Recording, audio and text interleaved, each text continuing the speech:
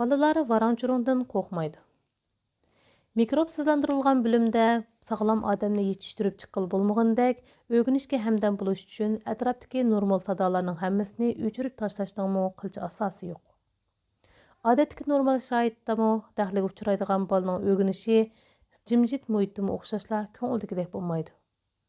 Çünki onunğa dəxli qılıbatqını ətrafdakı sada emas, bəlkə aş sadalarga yuşurulğan təşnalıq. Toğut yoxlab, tuqqanlar, dostlar və xizmətdaşlarının öyleriga berib turatdıq. Qışımca nurgun kişilər bovaq uxlavatqanda bəkli ehtiyat qıldı ekan. Ular bovaqni uyg'otib etishdən ənsirəb, öydə ünlükrəkmi gəp qılmaydı ekan. Hətta telefonның simini çıxırıb etir ekan. O, ata-onalarning balaga kuyunayotganligini tushunishga bo'ladi. Ammo unda qilish to'g'ri emas. Chunki balani shundoq muhitga ko'ndirib qo'yganda, uning kelgusidagi uyqu odatiga avorchiq tep beradigan gap. Qizim qo'saqdagi chog'da bovaqlar tarbiyasi nomli kitobni o'qiganligimdan bakmi xursandman. Bu amerikalik bolalar doktori, bolalar psixologi Benjamin Spark apandimning qaltis asari. Ayni chog'da elimiz mutaxassislari mushu haqda yozgan kitoblarni ko'rib baqqan edim. Spark apandimning kitobida balani obyektiv amaliyotni asos qilib turib, tabiiy va ilmiy tarbiyalash lozimligi o'tirib qo'yilgan bo'lib, o'zimcha qiziqishimga bakmi mos keladi. Buvaqning uyqusini misolga olsak, elimiz mutaxassislarining kitoblarida buvaqni uyqusiga qondirish uchun jimjit muhitda boqquluq degan ideya asos qilindi. Ammo Spark apandining kitobida mundaq yozilibdi. Uydagi neri berish shaplar odatda buvaqning uyqusiga ta'sir yetkazolmaydi. Shunga ota-onalar uydagi mingish turish va gap so'zlarda balani uyg'otib o'tarmanmikin deb bak ehtiyot qilib ketmasimi bo'ladi. Chunki bu vaqt ziyoda timtas muhitga ko'nib qolsa, bara-bara azroq shapi bo'lsa uxlayolmaydigan bo'lib qoladi.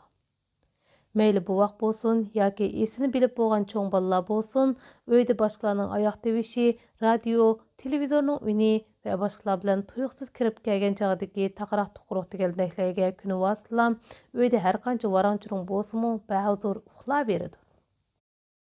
Demak, cho'nglarning uydagi normal harakati va gap so'zlari odatda buvaqning uyqusiga ta'sir yetkazmaydi ekan. Hatto balani ۋاراڭ-چۇرۇڭroq muhitda boqsa, uni daxlsiz uxlayverishga odatlantirgul bo'ldi ekan.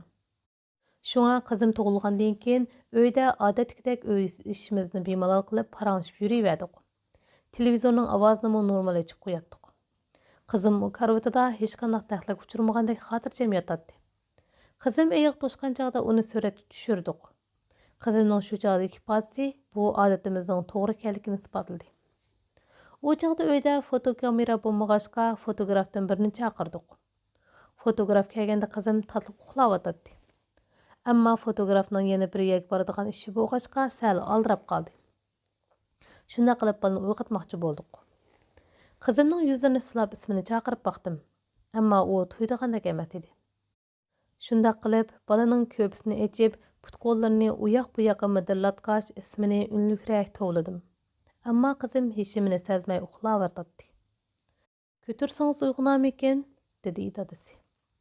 Dadasining gapi bilan balani quchoqlab ko'tirib, dumbisi va put-qo'llariga bo'shqini shaplaqlab baqdim. Ammo bala buni sizish u yoqda tursin, maydamga beshini qo'yguncha pushuldab uxlag'ul turdi. Biz ham hayron qoldik, ham bundan qiziqsinib kulib ketdik. Fotografiyani aldiratqil turdi. Ammo balani erqanchiq uyg'otamadik. Men balani bo'ynini g'idiqlab baqdim, ammo bala ancha-muncha to'lg'inib qo'yib, burnini purishtirib qo'yiblar yana uyquga ketdi. Oxirida qaynonamning degani bo'yicha so'g'aq chilangan lungini siqib etib, balaning yumron yuzini asta surtib baqdim. Ammo qizim bo'ynini u yoq to'lg'ab qo'yib, yana xotirjam uxlag'ul turdi. Ish qilib bala uyg'ondigandek emas edi.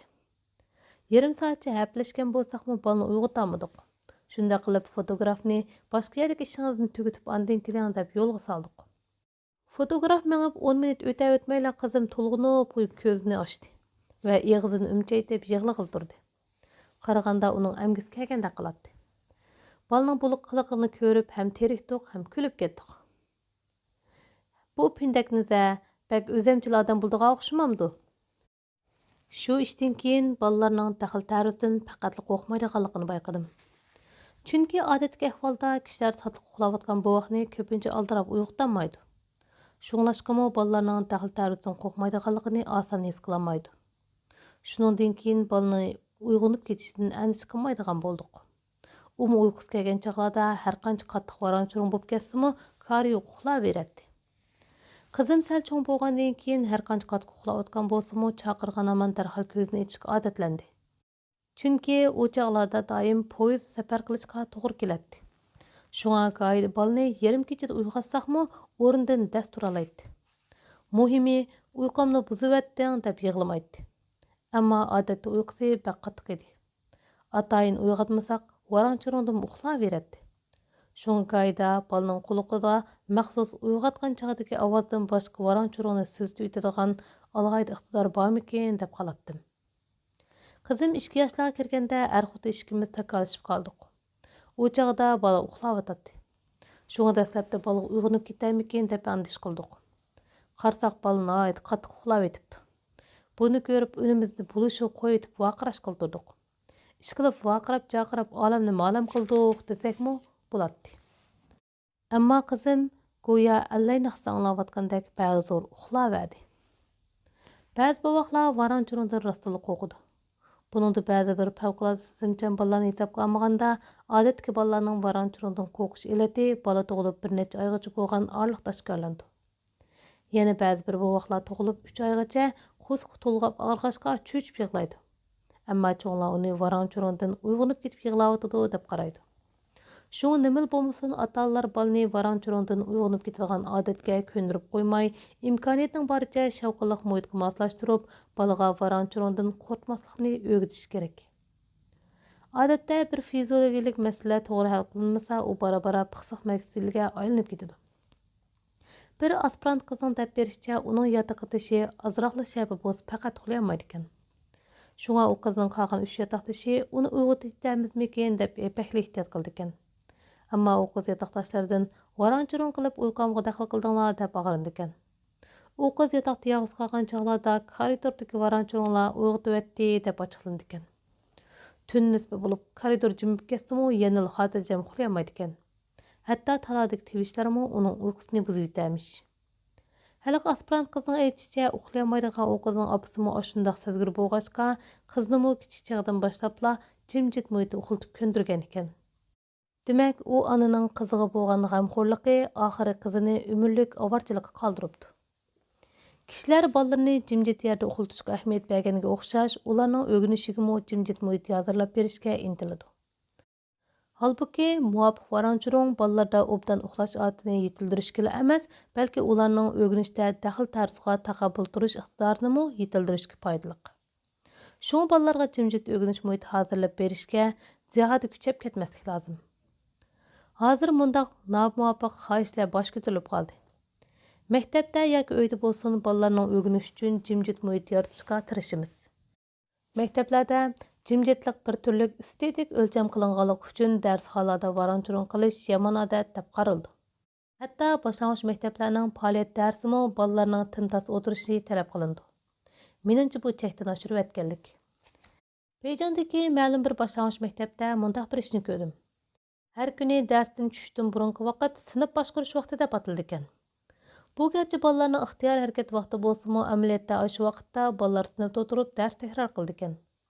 Har bir sinfda birdan muallim ko'z quloq bo'ldi ekan. Qaysi bola gap qilgudek bo'lsa, muallim uningga vaqirab turib qaydi ekan.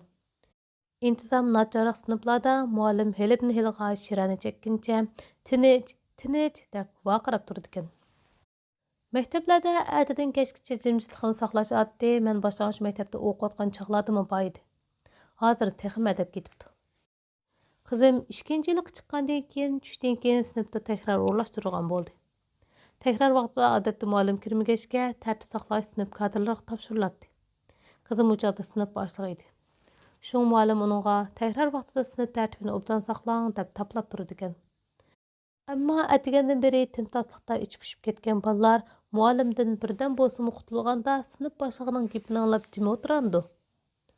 Shunga har qatimliq takrorda sinf varang-churungdan qushqachangisiga aylanib ketdi ekan. Qizim o'zining topshiriqini ishlamas taxi, sinfning tartibini saqlamas taxi. Shunga qoida o'rnidan turib bolalarga jim o'tiringlar deb qo'ydi ekan. Ammo hamishdagidek uning unini sinfdagi varang-churung besib ketdi ekan. Undaq çağlarda qızım jim o'tiringlar deyman deb jinning barcha vaqiraydi ekan. Shuning bilan bolalarning ۋاراڭ-چۇرۇڭى birdan besiqidi ekan. Sinfda bolalarni boshqarib tartib saqlash qizimning xarakteriga faqatla mos kelmaydigan ishlardan edi. Ammo muallim takrar vaqtida sinf tartibini saqlash vazifasini yana qizimga yuklab qo'yibdi. Qizim buningdan bakli tanglikdi qopdi. Aradan bir oz vaqt o'tgandan keyin qizim istiqbolnoma yozib, muallimdan sinf boshlig'i bo'lmay adabiyot san'at hay'ati bo'lsam deb talab qilibdi. Qizimdan buning sababini so'rasam, adabiyot san'at hay'ati takrorda bolalarni boshqarib yurmaydi deb tushuntirdi qizim. Qaraganda u mansabdan joq to'yganda qiladi. Boshlang'ich maktab bolalarning faoliyat markazi. Uning ustiga bolalar tug'ilishidala sho'x tinimsiz keldi. Shundaq tursa, maktabdagi ۋاراڭ-چۇرۇڭلار qaysi bir bolaning o'rganishiga ta'sir yetkazib qolar. Nurg'un ma'rif xizmatchisi timtasliqqa xumor bo'lib qoldi. Ulardagi bu xil xumorlik bara-bara bolalarning normal o'sib yetishiga daxl qilyotidi. Bir do'stimning deb berishicha, uning o'g'li ishlaydigan maktabda madaniy maktab qurish faoliyati olib berilibdi. Bu faoliyatning muhim bir mazmuni timtas koridor barpo qilish bo'lg'achqa, tanaffusda bolalarning koridorda unlik gap qilishiga yo'l qo'yilmaydi ekan. Maktabdan har kuni koridorni orlab, ۋاراڭ-چۇرۇڭ qilganlarni tekshirishga maxsus kadrchaqlarni qo'yibdi. Ammo u kadrchaqlar buningdan o'lchamni to'liq anqirolmag'achqa, hadislar koridorda ketib etib, unlikroq gap qilgan bolalarni tizimlab olib, shu sinfning nomerini tortadi ekan. Bunun bilan sinf müdürleri sinfning nomerini tatqizib qo'ymaslik uchun tanaffusda bolalarni talog'im chiqarmay sinfda sulib oldigan bo'pti. Hojatxonaga chiqadigan bolalar sinfda o'chirat turib navbat bilan chiqadi ekan. Bu maktabning koridori nihoyatda jimjit bo'lg'achqa, maktabning bu tajribasi boshqa maktablarga umumlashtirilib etibdi.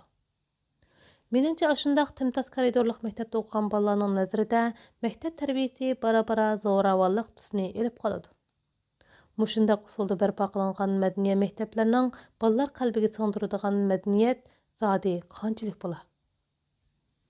Demak, maktab tarbiyasida hadislar shakllan tartib degandek qora kelmaydigan narsalarga esil bo'lmay, bolalarda obdan odatni yetildirish uchun ko'proq kalla qatirishimiz lozim. O'rganish muhiti jihatda qasddan cho'qan suram paydo qilish yoki ziyoda timtasliqni qo'g'ilish to'g'ri emas. Buningda har qanday ish tabiiy bo'lgani yaxshi. O'rganish muhiti bolalarning tug'ma tabiatiga mos kelsa, ularda o'rganishda daxl ta'ruzga taqobil turish iqtidori o'zigidilla hayron qilarlik darajada yetildi. Bolalarning ۋاراڭ-چۇرۇڭغا pisand qilmay o'rganishi bilan ۋاراڭ-چۇرۇڭ ichida baharaman uxlay olishi amaliyotda bir uqumning ikki xil ifodasi. Shunga bularda ko'rilgan masalalarni o'xshash bir usulda hal qilg'ili bo'ldi. Mundaq bir maktab bo'lgan ekan. Bolalar maktabda intayin erkin yashaydi ekan. Har kuni qanday darslar o'tildiganligini bolalar o'zlari belgilaydi ekan. Muallimlar boshqalarga daxl yetib qolamdikan degan andishda bo'lmag'achqa, bolalarni o'zlari xohlagan ishdan to'smaydi ekan. Shunga kutubxonada ba'zilar kitob ko'rsa, ba'zilar naqsha aytadi ekan, ba'zilar deklamatsiya qilsa, ba'zilar rasm chizdi ekan. Maktab qarmoqqa ۋاراڭ-چۇرۇڭ qoplagan qalaymaqan so'rinda ko'ringani bilan amaliyotda bolalar bir-biriga qilish ta'sir qilmaydi ekan. Har kim o'zi bilganini qilib, shuningdan shodlik topadi ekan. Bu maktab aslida bolalarda daxl ta'ruzga taqobil turish iqtidorini yetildirib, ularga har qancha shovqin surarlik muhitdimi zehnini ma'lum bir ishga darhol markazlashtirishni o'rgatish maqsadida qurilgan ekan. U maktab bolalarni xushal qila olg'achqa, bolalar maktabga tong saatda kelib, kechda ayrılishga ko'z qiymagan holda o'zlariga qaytar ekan. Maktabda har qanday bola bemalol kirib o'qiy oladi ekan. Qubullangan bolalar ichida hatto meyiblarmi, boshqa maktablardan hayrat etilganlarmi bor ekan. Ammo ular bu maktabni bitirgandan keyin hammasi degidek qo'ldan ish keladigan odam bo'lib chiqadi ekan. Bu dal Deris tuvdagi Kichik nomli dangliq roman tasvirlangan Tomio Gakuin maktabi. U maktabni yaponiyalik pedagog Kobayashi apandi buningdan 70 yil ilgari qurgan. Meningcha Kobayashi apandining bu xil ilg'or ma'rif ideyasi hozirmi tashabbus qilishga arziydi. Ota-onalar bolasiga oilada daxl ta'ruzdan xoli, jimjit o'rgin muhit hozirlab berish zarur albatta.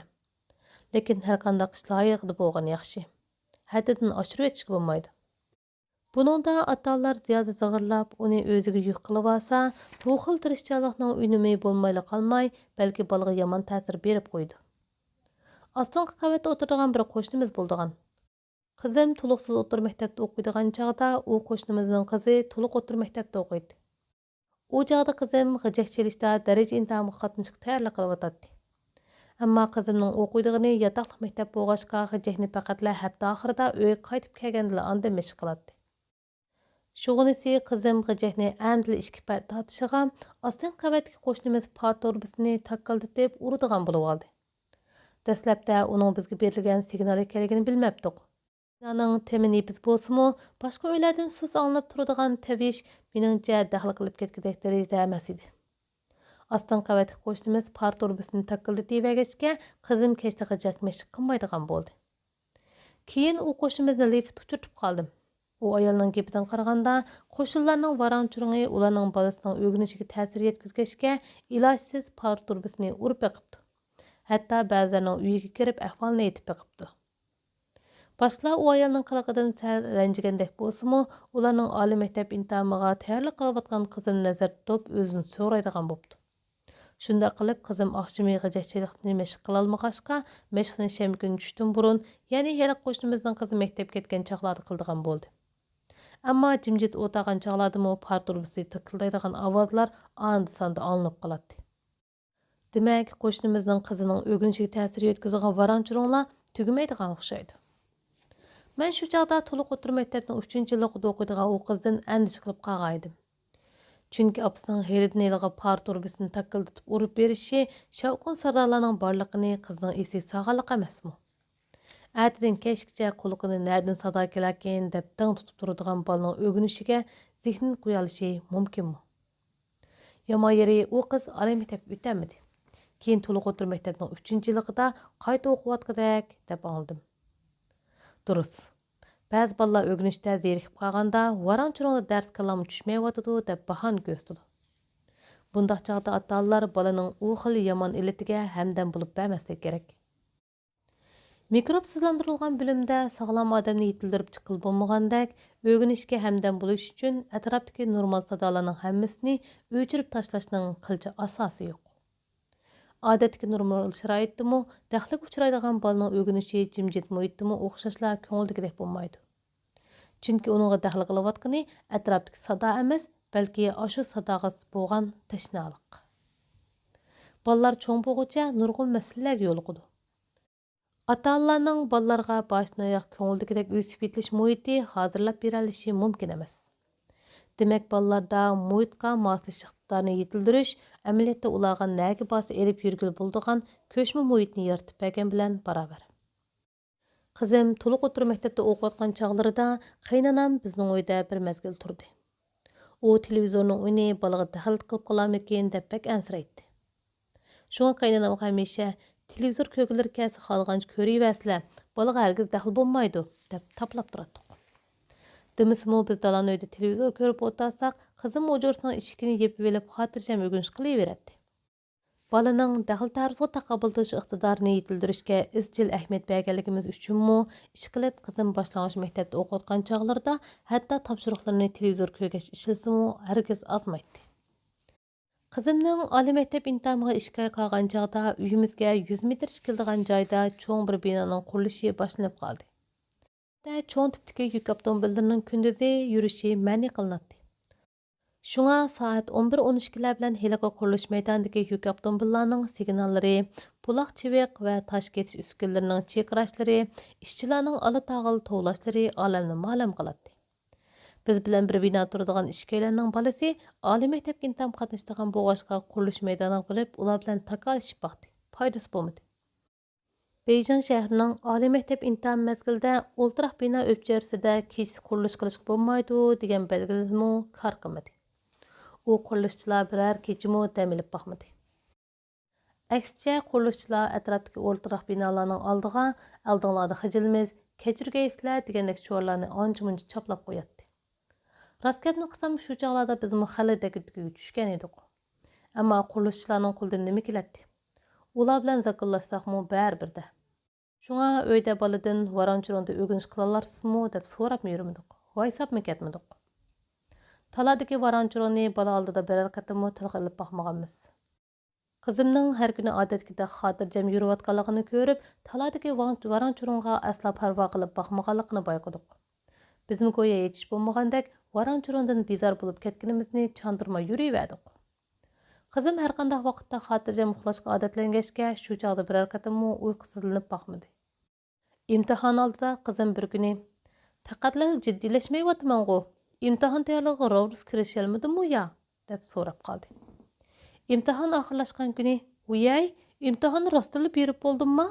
deb so'radi hayronlik bilan. Faqat oshchog'dila imtihonga tayyorlab o'tgan chog'laringizda taladagi ۋاراڭ-چۇرۇڭغا o'rganishingiz daxl qilmadimi bo'lam degan gapni ig'izdan chiqardik. Ammo qizim ۋاراڭ-چۇرۇڭni amdi baytqayotgandek talaga qaradi. Osh kunlarda taladagi ۋاراڭ-چۇرۇڭni angladim, ammo uning quloqni yog'idek bunchalik qattiq shovqin surat ekanligini his qilmabdiman, dedi. Ota-onalar bu jihatda bolaga ijobiy ta'sir berishi, hadisla muhitning nacharligidan qaqshab, uni o'zgartiraman demay, bolaga atrofdagi muhitga obdan moslashishni o'rgatish lozim. ۋاراڭ-چۇرۇڭغا mushundaq posiyada yuzlanganda, u daxlikor shovqin suranni tuymaydi. Qo'shnilarning uydan kelayotgan televizorning uni, vaqirash-chaqirashlar, yo'ldagi avtomobillarning signallari, qurilish maydonidagi uskunlarning guldir taqroqlari, bularning hammasi tabiat sadosiga aylandi. Demak, undaq tabiat sadolardan ag'rinib yurishning qilcha o'rni yo'q. Turmushda yo'liqadigan nurg'un ushshaq masalalarga ashundaq bemalol posiya tutganda, u orqali cho'ng masalalarni hal qilib ketgil bo'lishi mumkin. Qisqasi, bolalarning ۋاراڭ-چۇرۇڭدا uxlay olmaslik masalasini fiziologiyalik masala degandan ko'ra, ma'lum ma'nodagi tarbiya masalasi deb tushungan tuzuk.